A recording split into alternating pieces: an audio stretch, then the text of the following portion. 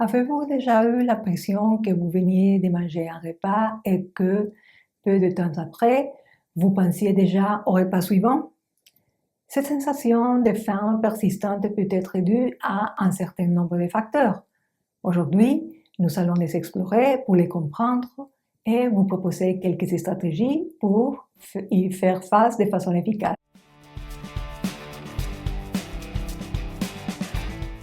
Commençons par l'alimentation avant temps que telle et les éventuels faits. Une faible consommation de fibres.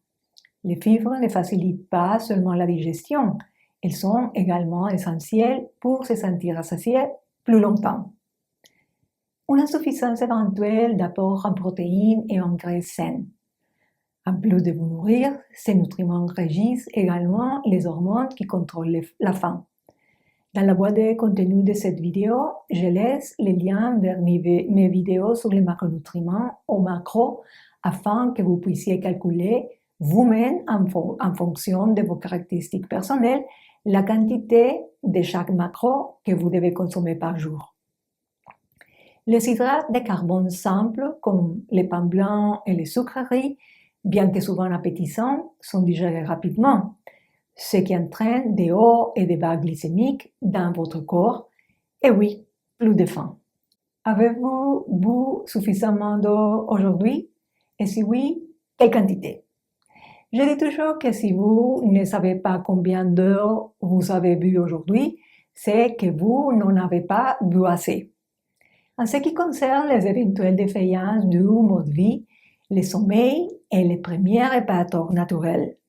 Un mauvais sommeil n'affecte pas seulement votre énergie, il perturbe aussi vos hormones de la faim, ce qui déclenche votre appétit. Bien que l'exercice soit essentiel, les entraînements intensifs et les sous-entraînements peuvent augmenter vos besoins caloriques. Les distractions telles que regarder la télé ou le téléphone en mangeant ou manger à la hâte empêchent le corps de détecter les moments subtils où il est satisfait. Il y a également des problèmes médicaux qui affectent la faim, comme la diabète et l'hyperthyroïdie. Dans ces cas, la sensation de faim excessive a une explication hormonale. De même, un faible taux de sucre dans le sang ou une hypoglycémie peut déclencher des fringales afin de stabiliser les taux de glucose.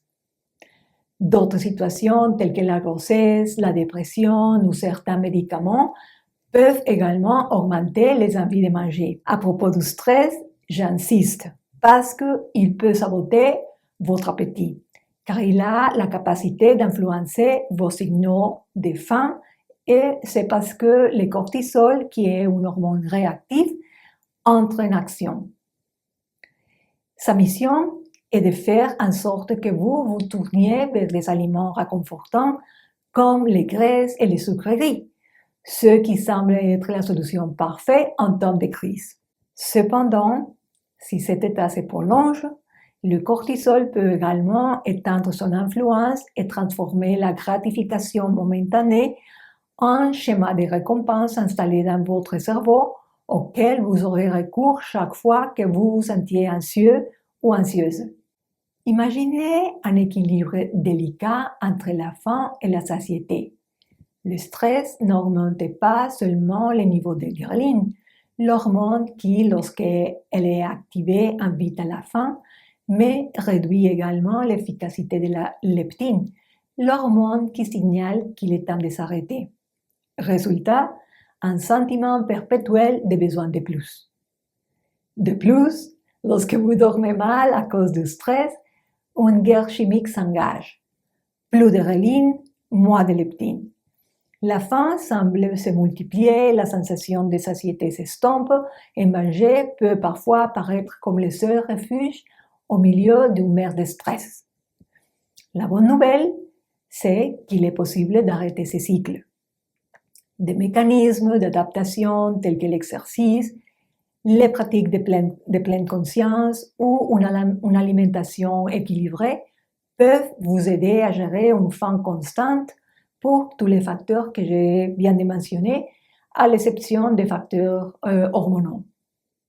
D'abord, une stratégie au niveau de nutrition est d'augmenter la consommation de fibres pour rester rassasié. En ralentissant la digestion, la sensation de satisfaction dure plus longtemps. Essayez de consommer 5 portions quotidiennes de fruits et de légumes. Veillez à ce que au moins 1 ou 2 de vos repas comprennent des légumes verts. Restez hydraté et augmentez progressivement votre consommation de fibres afin d'éviter tout inconfort digestif. N'oubliez pas que l'eau est le compagnon idéal pour aider les fibres à fonctionner efficacement dans votre système digestif. Je dis toujours que la santé intestinale est une équation à 3 voies. Fibres plus eau plus activité physique égale côlon heureux. Ensuite, essayez de consommer des quantités suffisantes de protéines complètes, car non seulement elles vous aident à vous sentir rassasié plus longtemps, mais elles agissent dans le système en réduisant les niveaux de ghrelin, tout en encourageant la production d'hormones qui vous donnent la sensation d'être rassasié. Les sources de protéines les plus efficaces sont les œufs, la viande, les poissons comme le thon et les saumons, qui sont des sources de protéines et de graisses saines. Les yaourts grecs, les fromages blancs et l'isolat de protéines de lactosérum se distinguent lorsqu'il s'agit de lutter contre la faim.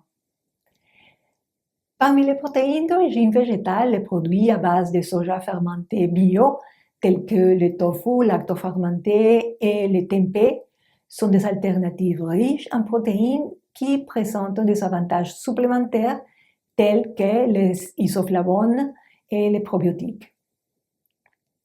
Les noix et les graines telles que les amandes ainsi que les graines de chia et de citrouille sont excellentes pour leurs protéines et leurs graisses saines. Mais faites attention aux portions pour que les calories ne s'accumulent pas trop vite.